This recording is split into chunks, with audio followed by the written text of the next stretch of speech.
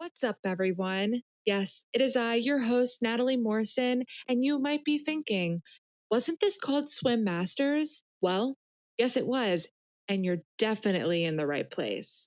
We decided that we wanted to give the podcast a bit of a makeover, and we're so proud to introduce to you Revoicing the Future, a Women of NAM podcast. Don't worry, it's still the same content, still the same hosts. We just wanted to take this to the next level. And we're excited that you're joining us on this fantastic journey. The episode that you're currently listening to was recorded before the name change. And I just wanted to let you know that you are in the right spot. So keep on listening. Be sure to subscribe and stay tuned for all new episodes of Revoicing the Future, a Women of NAM podcast, coming soon.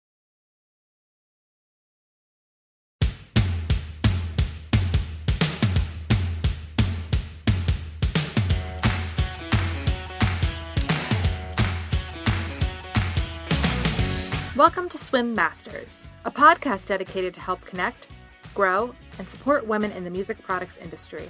I am your host, Natalie Morrison. The Smart Women in Music Fund was established in 2018 by Robin Walenta, Dee Dee Hyde, and Crystal Morris to expand diversity, inclusion, and support for women in the music products space. Twice a month, I will sit down and host virtual conversations with various women across our industry to help foster mentorship and growth. Now, without further ado, let's dive in. What's up, everyone? Welcome back to Swim Masters. It's your host, Natalie Morrison here. Thank you for tuning in as always. We're back for another episode. Oh my gosh. I'm laughing because I was on TikTok earlier today and John Mayer posted about how when you're a singer, talking is incredibly difficult because you just end up turning everything into a song. And that's me. He was speaking my language, and that is something that I do all the time. And I do it when I'm nervous, and I do it when I'm frustrated about something. I just happen to turn things that I'm talking to into a song. So I just had to add that little anecdote in there for you today. Anyway, today's episode is a really fun one, and I recorded this a couple of weeks ago, but it was such a blast, and it taught me a lot, and it opened my eyes to a lot, and I hope it does the same for all of you who are listening. And I'm not interviewing just one woman. I'm interviewing two incredible forces in this industry. I got the chance to sit and chat with Kimberly Deverell and Robin Sassi of the San Diego Music Studio in San Diego, California. And it was really fun and interesting to hear about how Kimberly and Robin have been working together for over 20 years since the inception of this store, and how they have navigated this journey together, and how they've navigated the pandemic, and how they have introduced various philanthropic efforts into their store, and the community that they have grown at their store is so inspiring. And yeah, that's all I have to say. It's so inspiring. I'm at a loss of words for how to describe this interview to you.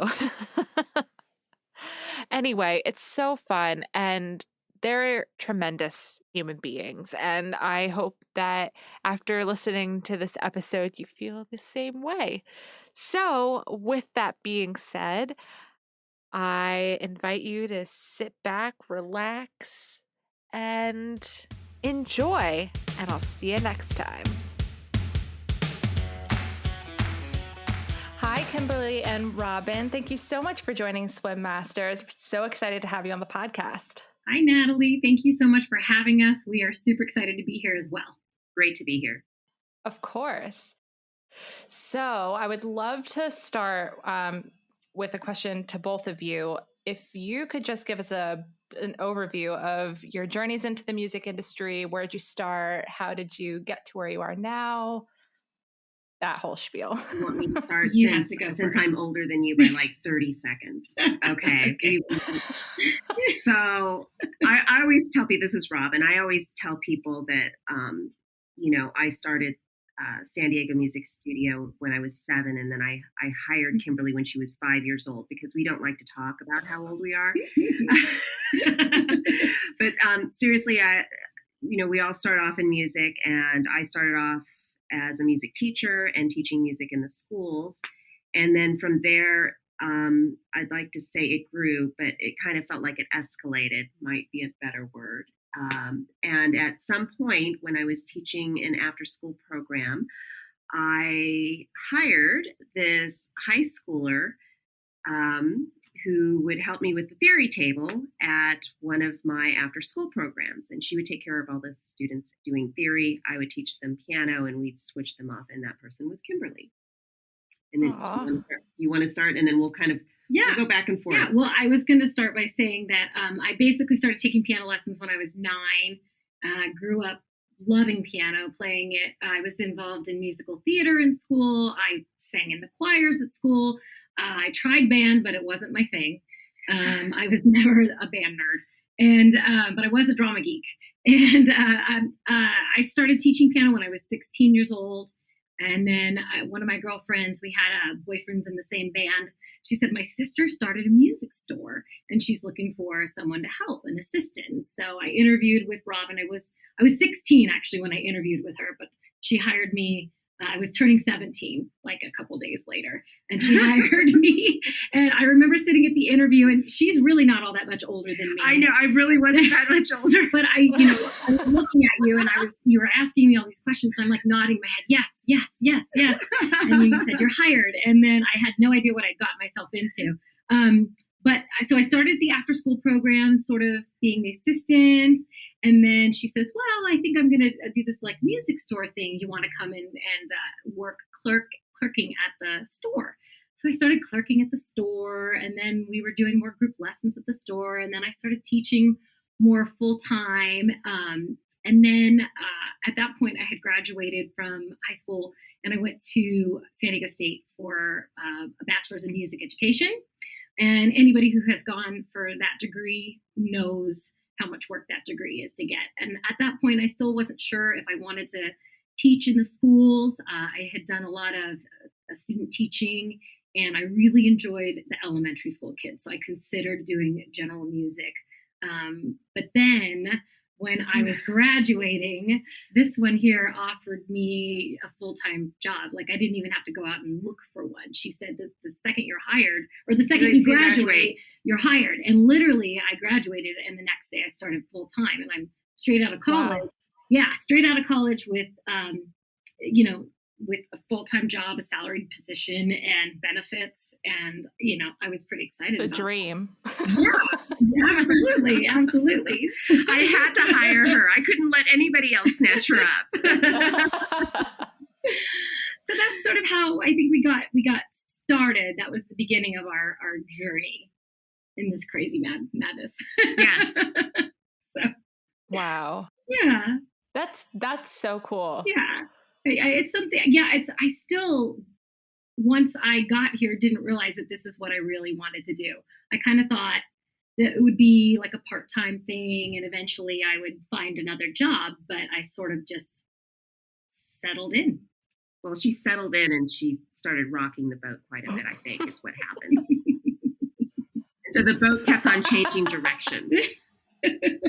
Well, that's a really great segue, I guess, into my next question is I did some digging a little bit. And yeah, like your LinkedIn said that you've been with San Diego Music Studio since the beginning of your career. And when I was in school, everyone would tell me that you're going to hop from job to job in the early part of your career. And I'm always interested in hearing from people who've kind of stayed with a company for a number of years and had various positions within a company. So did San Diego Music Studio naturally feel like the right home to you? Or like, was there a moment where you were like, no, like this is where this is for me? Yes. It always felt like home. I will say when I first accepted the job, I didn't didn't see myself working here forever. That's the first I've heard of it. I thought she's always wanted to stay here forever. This is news to me. I didn't know what I was getting myself into at the time.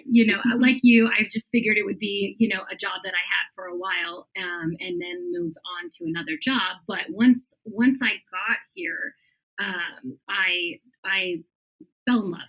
I fell in love with the business, and I got in so early. I was 17, so I've been here 24 years now, and I got in so early that the business really became like my baby. Yeah. And I have nurtured that baby and watched it grow. And I've been really fortunate to actually have a lot of different jobs here within this business. And I think that that's part of the reason I've stayed here for so long. One of the many reasons I've stayed here for so long. But my job has sort of shifted and changed so much over the years. And I've been sort of able to make that pathway for myself. Robin and I have always been really great partners. And, initially I was teaching full time. And I think where the shift happened really was when you told me 2 weeks before law school, she was leaving me to go to law school. It was 2007. And she said, I'm going to be gone for 3 years. Do you think you can, Well, I didn't say that. Yes, you did. No, I said, listen, we have different recollections of what actually happened here. I thought, well, I'm going to go to law school. And how hard could it be, right? You just go, there's only these many hours a day, la, la, la. So I said, yeah, I'm going to go to law school in a couple weeks. So at that point, I was gone for like 3 years. She was gone for at least for 3 years. And, I was 27, I think, at that time. Mm-hmm. And I really had no managerial experience other than just observing Robin's skills. And she just said, hey, I'm pulling you off of the full-time teaching and you're going to manage full-time. And goodbye.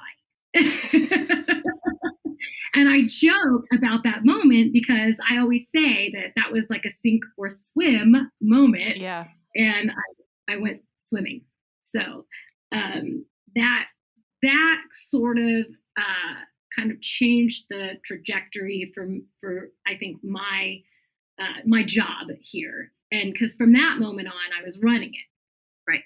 So I want to interject here because I feel, your question was about having different jobs within a company. And I think the advantage for Kimberly in starting off with a small company, which really was kind of a startup, is that she was able to establish what kind of job she wanted. Because there were vacancies all over the place. We were all wearing like a dozen different hats. I probably had a dozen different emails, and it wasn't until, a couple of years ago that I was actually able to dole them out to actual people who ran those sections of the business. Right? Yeah. But I think Kimberly always created what type of job she wanted at the time in the business. So in the beginning, although she started off doing, being a clerk or being a teacher's assistant and then teaching. And then I remember her saying, I'm going to get burnt out on this. And I'm thinking, okay, well, let's shift. And she shifted into managing, and managing was great. Day to day purchasing. I learned a lot from that. Yeah. Purchasing. And then things keep shifting. She'll find an area and she'll want to go in that area. And I just let her go. So there's certain people you can do that with. You can say, you do what you want. And the best thing you can do for them is just stay out of their way. Yeah. Just stay out of the way and let them do what they're going to do. And whatever they're going to do is going to be great, and you give them support. And then those are great people to work with. So essentially, Robin has let me do whatever I want. It's pretty much that is it. I mean, people hear me all the time. Kimberly gets whatever she wants. Just give her whatever she wants. Oh my gosh. But I always make something out of it. Okay. So I do, and and also I never get bored, right? My job changes every couple of years, so I don't have to go out and find another job because I'm creating a new job here at the store. So it's always been, a home for me. I mean, it really fits well with my family life. Oh yeah. yeah, it's super flexible. This whole past year, my kids have been coming with me to work. Wow. And, and if I need to leave, to take them to appointments or come in late, I get to do that. So it's very, very flexible. And I value my flexibility. I'm working a lot more from home now. I kind of get to do what I want. Moral of the story. I get whatever I want. But I want to backtrack for a second because, Robin, you said that you left for 3 years to go to law school. What inspired you to take that step? Well, there's a lot of theories. The first that comes to mind, well, Kimberly says I always wanted to go. You did. Right. Yeah. From the moment I met you talked about okay. going to law school. So it was always there. And then actually, and I had a child, and then I had another child. And then I guess, just being a glutton for punishment, I said, well, gee, I have this baby. Let me go to law school. And also I just felt that I needed something a little bit more. And, retail's fine, but, it's really about buying and selling, and then you just do more of it and that sort of thing. Customer service is great, and that's wonderful, and teaching is wonderful too. But I wanted something more, and I felt the draw to go to law school. And once I got there, I felt like I was amongst my people for a time, and it's definitely a great experience. I think everybody should have that experience, the law school experience, but I don't think everybody should be a lawyer. I agree with that. It's been great for the business. Yeah, they love it. They love it. It's been super handy. We need that contract written. Yeah. Like, we're going to forward this to our legal department. Legal at SanDiegoMusicStudio.com. Get another email.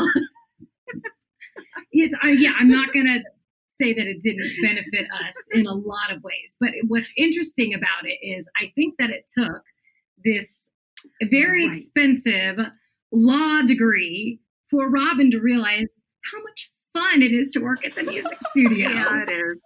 She goes and gets this degree, and then she would much rather work here. Well, it's because I practiced for a while. Yeah. So I got the degree, and then I was practicing law pretty actively for a while.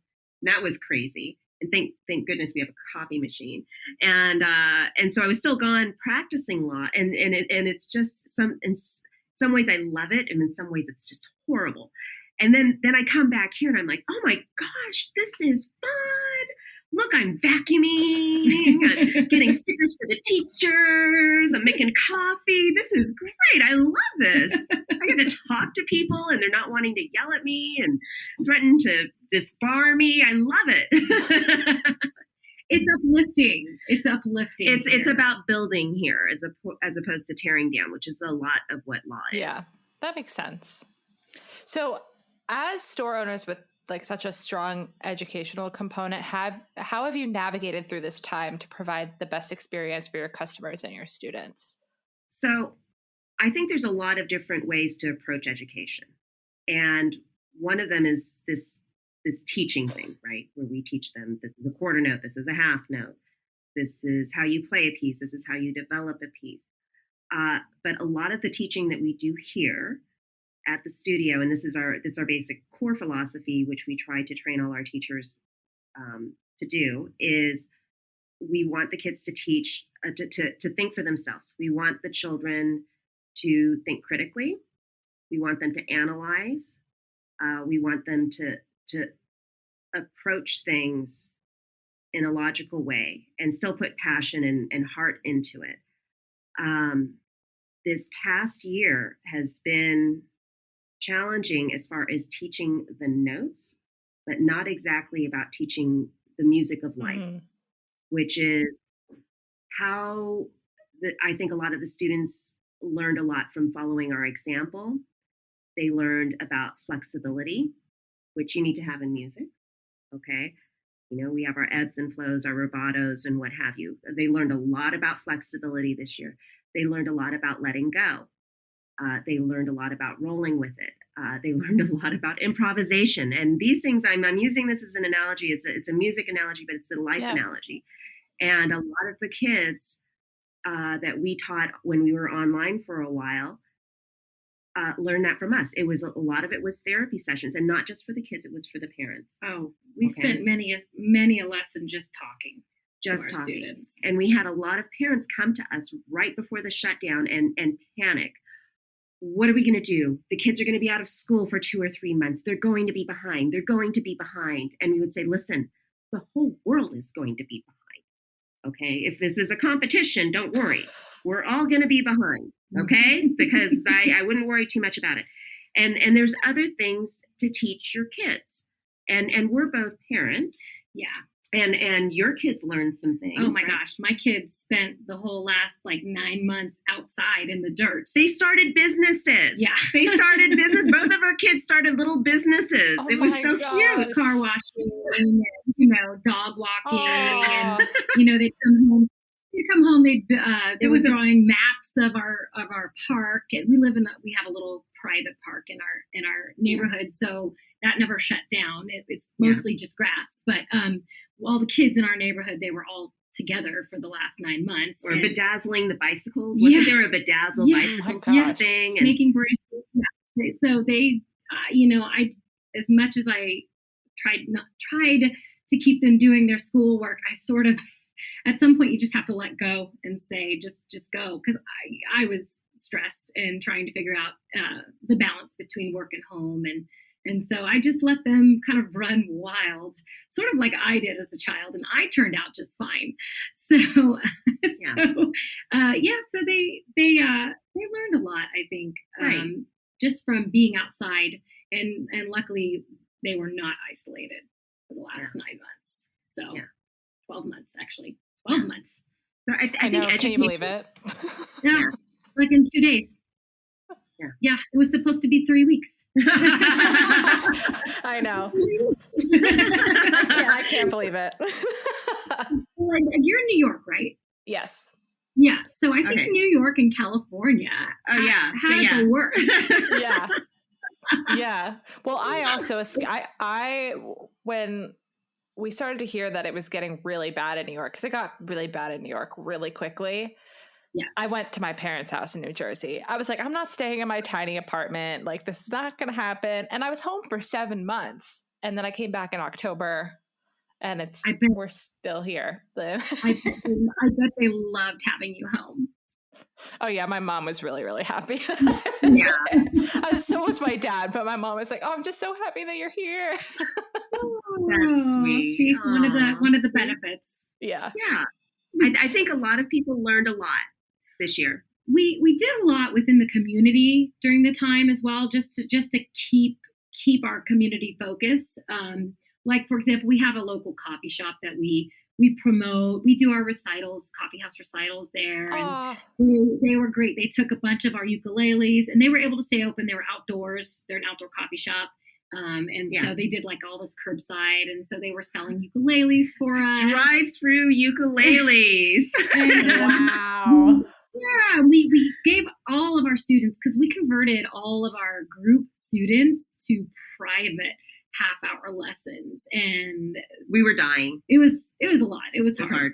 And so, but to thank all of these people for sticking with us, we did a lot. Oh, we gave the kids this certificate that said something. It was a golden ticket. It was a golden ticket, because we have a ticket system here for candy and popcorn and stuff. Yeah. And it was worth 100 tickets. It was the golden ticket, and it said something about for surviving the pandemic, worldwide pandemic, something on there. And some of the kids are like, I'm never turning this in. Some of the parents framed it. Put them up on the kids' wall, and God, what else? We were doing home deliveries of music. Oh my gosh, I was running, because some of our teachers, well, not our teachers, the teachers in the community are elderly. They're these elderly ladies, and they don't know how to go online and buy certain editions of whatever. They just come to the music store and buy it. And so they would call in their order. I'd get it together, and then I'd run it and toss it at their front door and take their card over the phone. That's amazing. Yeah. And we developed this cool new, we were looking for new ways to find purpose, right? Because people need goals. Yeah. Right. They need something to work towards. And we didn't have a recital. Yeah. And then didn't have a recital again. And then I think a third time had no recital. So what are these kids doing? Why are they playing? So yeah, we developed like a trophy system here, and oh, it's so cute. They have to learn like some core repertoire pieces, and and when they learn it, they get a trophy for it. So like the Minuet and G trophy, and this warms my heart. It's just so nice to hear the community that you've built within like your students and the families of the students, and it just sounds like such a fun place to spend your time, and I love that. Yes, we love being here. yes, it's a mom and mom shop. That's what we should say. It's a mom and mom shop, not mom and pop. I always ask. I'm like, it's a mom and pop, but with no pop. But I love what you said about teaching the music of life. And I know as we're going through this transition of why music education is so important, like we have for so many years, but that's why music is so great, because it's another way to teach these life lessons that kids might not get in their science classes or their math classes and whatnot. So I love that you emphasize that specifically during this time. It makes us human. Yes, and I think especially music, when you compare music to some of the other academics out there, and I put music as an academic because you learn it. It's an actual skill. Okay, yes. You can get a job doing it much sooner after high school than you would, English or math or science. I think the nice thing about music is I know there's this big auditory component, but with the visual, with the seeing it and the playing it and the hearing it, you understand that we have certain rules. All right, we have certain notes, and these notes are supposed to be in certain places. But if we follow the rules so strictly, it's going to sound bad. You need to bend a little bit. You need to put a little bit of yourself into it. You need to play with the time a little bit and make it your own.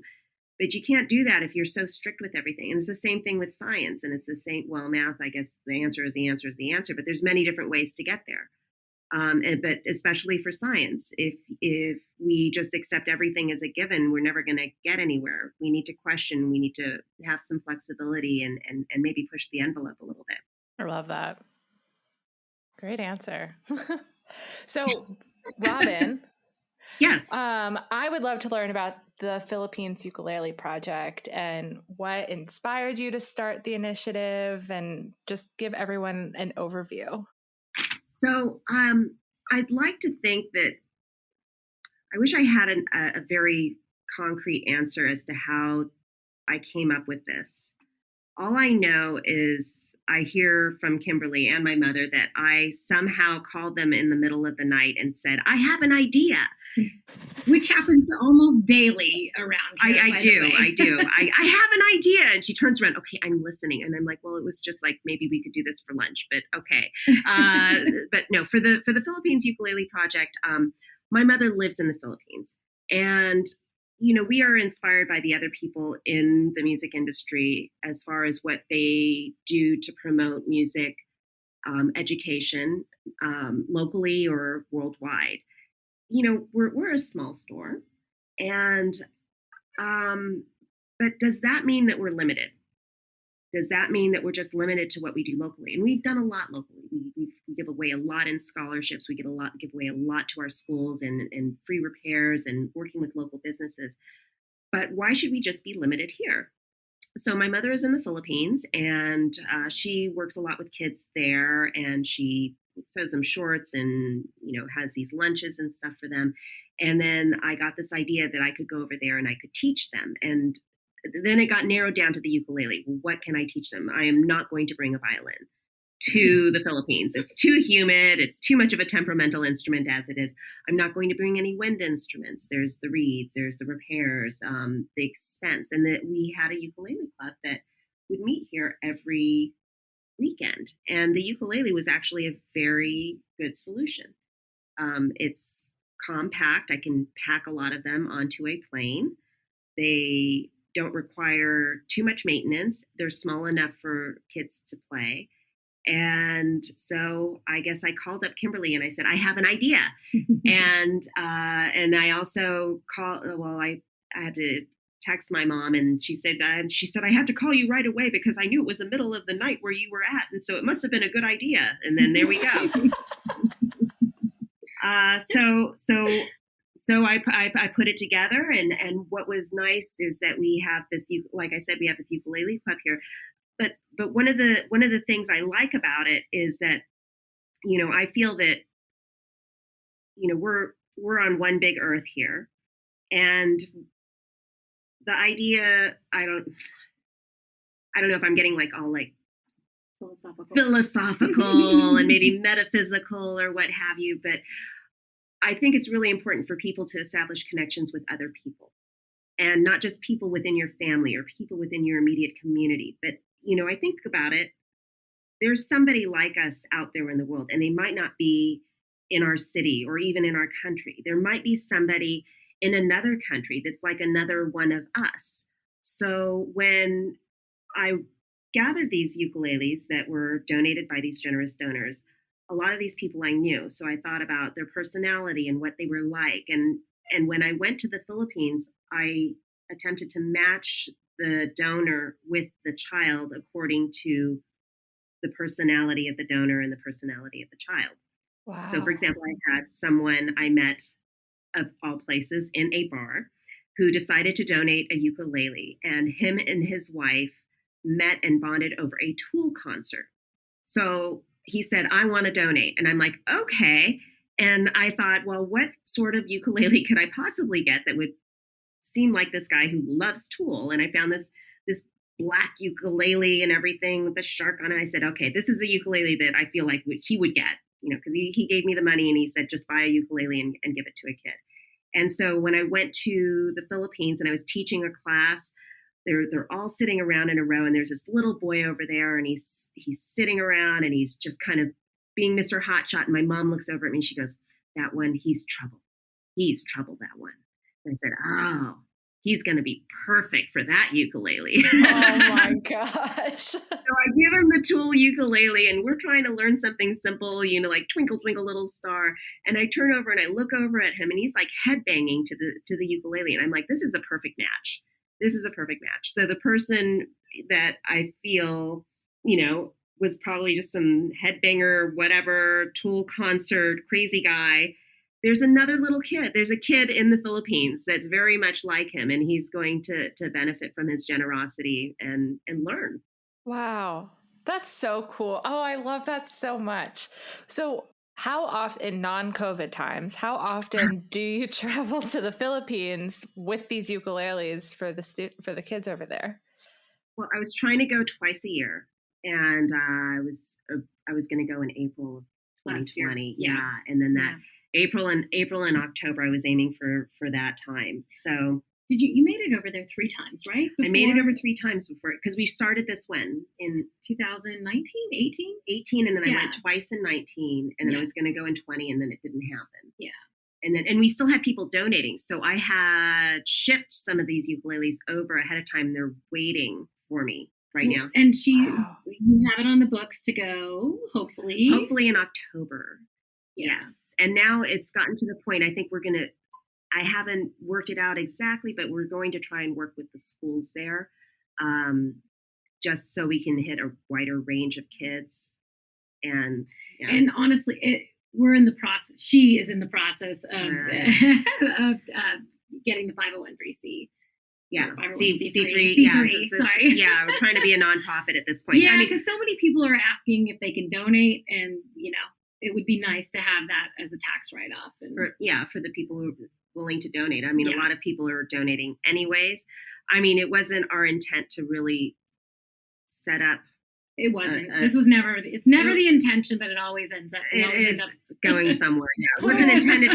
We weren't intending to start a nonprofit, but it's going in that direction. And honestly, I wanted to make sure it was going to take hold. Is this going to really happen? Are we going to really do this? Am I really going to dedicate the time to go to the Philippines twice a year? Right. But right now we have.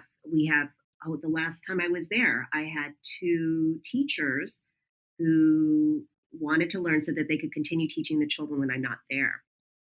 So it's branching out a little bit. And I told those two teachers, I said, okay, here's the ukulele you have. When I come back, if I can see that you've taught these children and you have something to show me, I can give you a better ukulele. I'm riding them, yes, with ukuleles. I will get you a better ukulele if you can show me that you're spreading, the teaching around. And but I haven't been in contact with a lot of them just because it's been difficult right now. Yeah. Oh, I love this initiative. This is so cool. Thank you. It's all you, babe. So as two incredible women in the industry and working as closely together as you do for as long as you have, what have you learned from each other that's helped you both grow over the years? Okay. So I feel like it would be easier to answer that question with like, what haven't I learned? I think that would be a lot easier. But I think if I had to sum it up, I think that Robin has taught me to be a great leader. And there's so many, that encapsulates so many qualities, right? To teach someone to be a great leader. Don't cry. We haven't talked about this at all. This is, one of the things that she's done is, she leads by example. And I know there's a lot of different leadership styles out there, but the lead by example is the one that works for me. It's my style as well, probably because I watched you do it for so many years. Like she said, she vacuums, and she's not too high and mighty to jump in and participate and show us all that, she's in it. And not to mention, she has taught me over the years that it is okay to make mistakes, which is really powerful. I mean, it's empowering. Let's say she has always empowered me.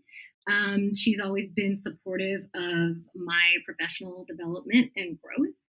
And, any opportunity that I've had, she's been so supportive. She's the owner of the business. Technically speaking, she should be on the NAM board, but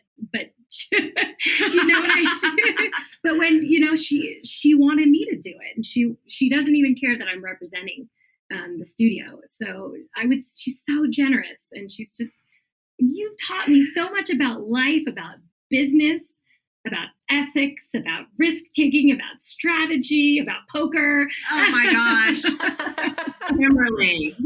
About investing, about those are fun times. About Bitcoin. I mean, the list could go on and on and on and on and on. But ultimately, I think what it all boils down to is that she has, allowed me to become a great leader and boss. And now I am able to do the same for other people around. So it's sort of like a pay it forward thing. So beat that. Oh, I will. Oh. Are you ready? Oh, let's go. Are you ready? Bring it. You ready for this? Okay. Yeah. I just gave her the snap. Okay. So Kimberly and I have worked together for a very, very, very long time. And I would have to say my relationship with Kimberly is one of the most significant relationships that I have in my life. And I have learned a lot. And it's nothing that I think she went out to try and teach me. It's just, it's something that I've learned in the experience of going through so many ups and downs with this person. And so what I have learned from her is I've learned a lot about people. I've learned about what makes them tick, how not to tick them off, how to make them feel good. I've learned a lot about loyalty, fragility, and from that also strength. And this comes a lot from going through some very, very difficult times. And I've had some very, very difficult times personally. And Kimberly basically kept this whole entire store afloat during that time. And for that reason, I say she can have whatever she wants. You need a car? I'll buy you a car. You want a Peloton? It's yours, babe. What do you want? What can I get for you? I'll buy it. But there's no amount of things that I can buy for her that can equal what she has given to me, which I have to say is pretty much one of the most significant relationships that I have in my life, and the longest running. Absolutely the longest running relationship.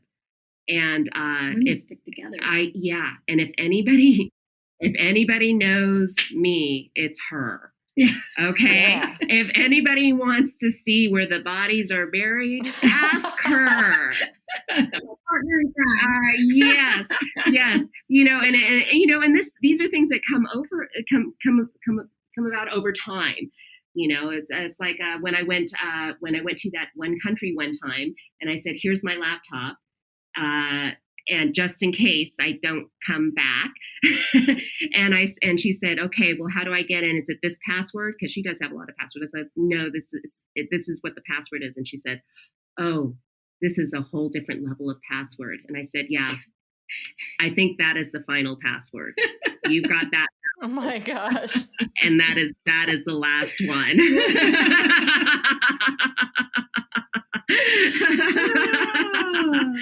So I just love the chemistry between the two of you. It's amazing. It's so fun and bubbly and Thank you. I will tell you. I love it.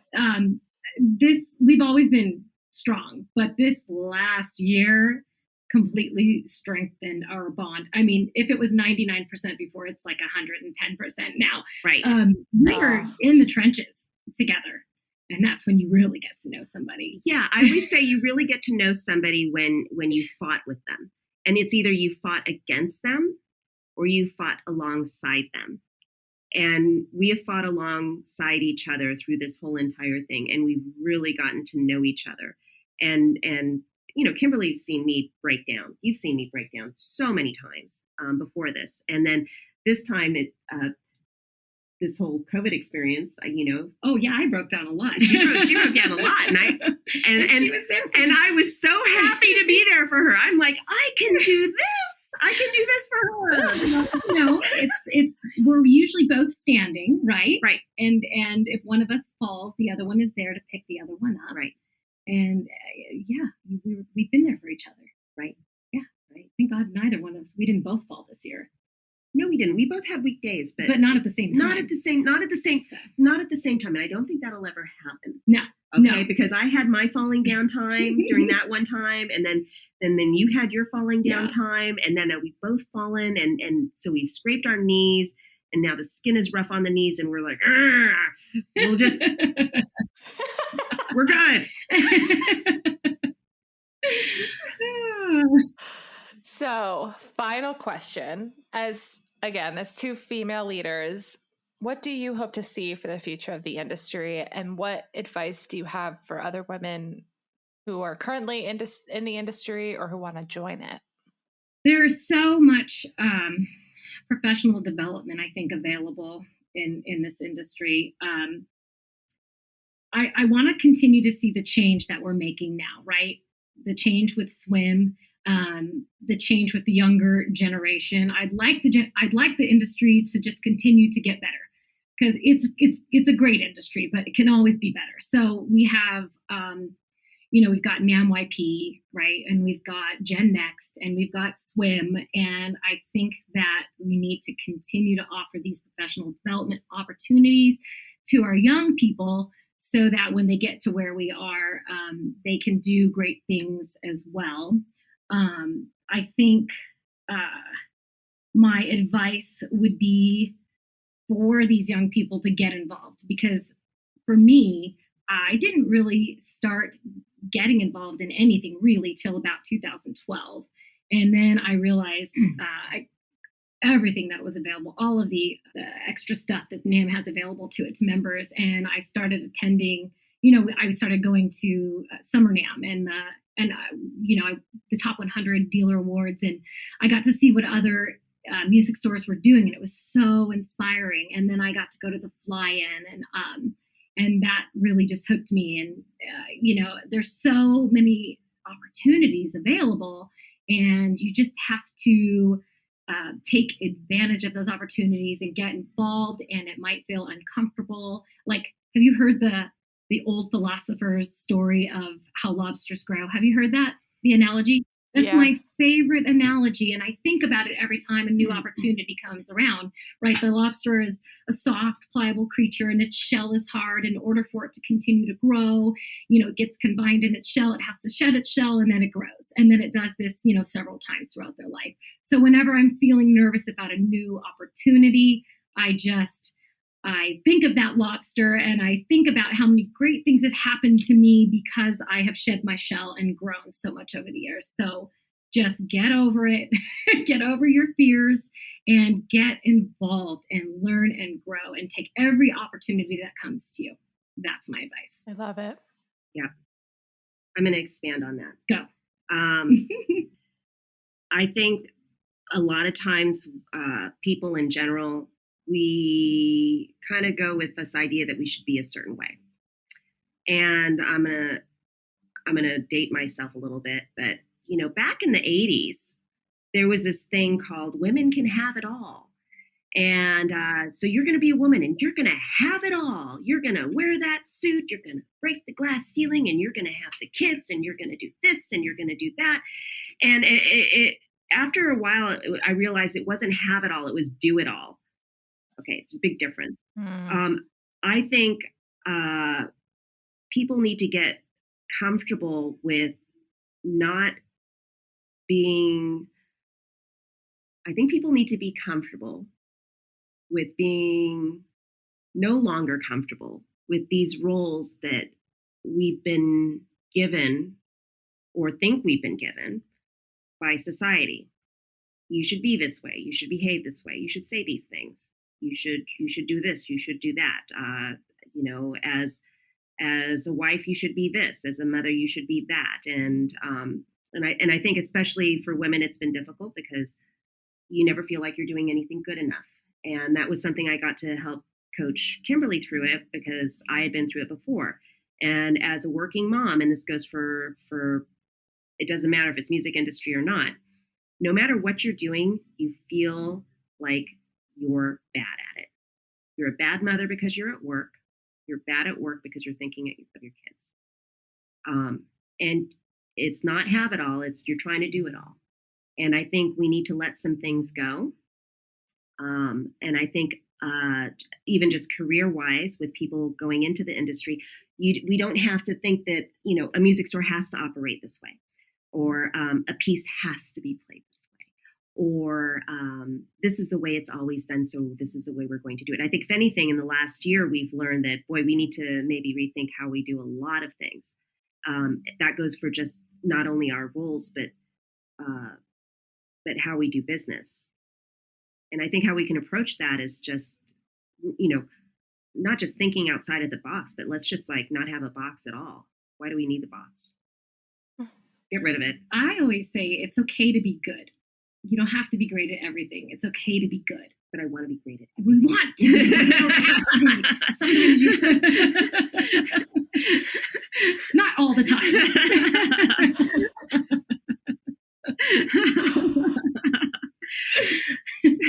That's so true, though. It's so true. We think that we have to do everything perfectly, but we really don't.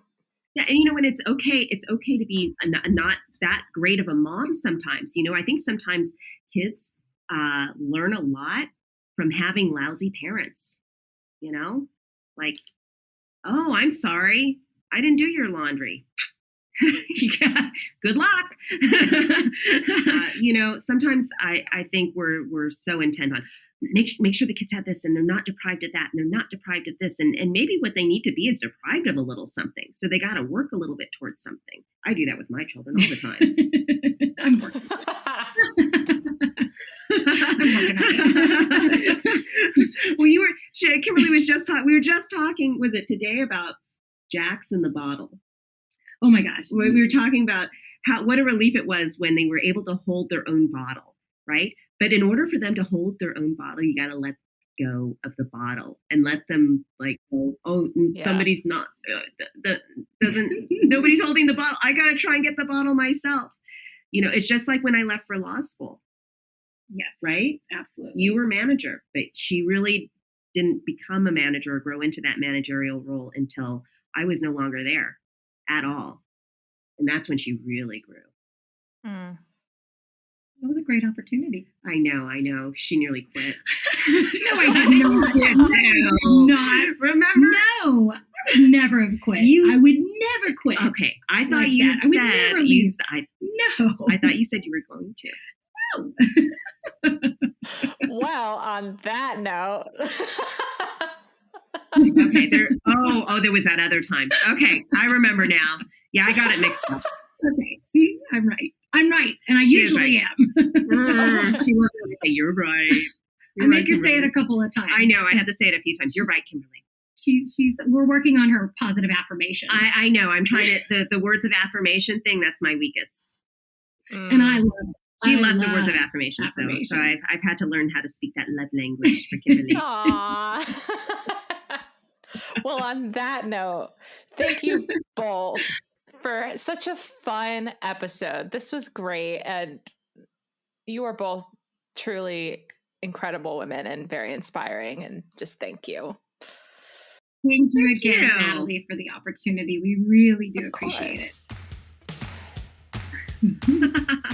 Thanks for listening to this episode of Swim Masters. Don't forget to follow us on social media, including Facebook, Instagram, and LinkedIn, to stay up to date on all new things swim. We'd love it if you'd share and leave us a review. If you would like to learn more, please visit www.smartwomeninmusic.org. This episode was co-produced and edited by Stephanie Lamond and Natalie Morrison. See you next time.